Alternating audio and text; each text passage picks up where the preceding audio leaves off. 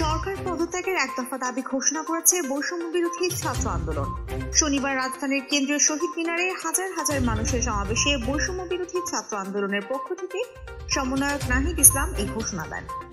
বিকেল 5:30টার দিকে নাহিদ ইসলাম মাইকে সমবেত মানুষের উদ্দেশ্যে বলেন, মানুষের জীবনের নিরাপত্তা ও সমাজে ন্যায় বিচার প্রতিষ্ঠার জন্য আমরা এক দফা দাবির সিদ্ধান্তে উপনীত হয়েছি।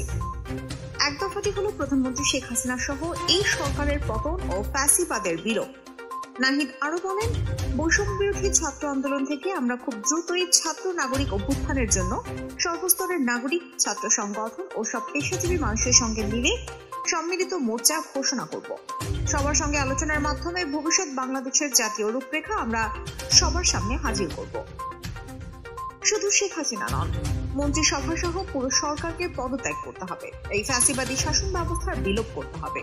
আমরা এমন একটি বাংলাদেশ গঠন করতে চাই, এমন একটি রাজনৈতিক বন্দোবস্ত তৈরি করতে চাই যেখানে আর কখনো কোন ধরনের স্বৈরতন্ত্র ফ্যাসিবাদ ফিরে আসতে না পারে, বলেন নাহিদ। যে স্বতঃস্ফূর্ত ছাত্র নাগরিক অভ্যুত্থান শুরু হয়ে গেছে, তার সঙ্গে মানুষকে যোগ দেওয়া এবং পাড়ায় পাড়ায় মহল্লায় মহল্লায় সংগঠিত হওয়ার আহ্বান জানান নাহিদ। তিনি কাল থেকে সর্বাত্মক অসহযোগ আন্দোলনের ঘোষণাটিও তুলে ধরেন।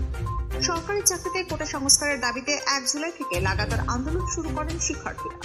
16 জুলাই সংঘর্ষে 6 জনের মৃত্যু হয়। এরপর আন্দোলন আরো বেগবান হয়।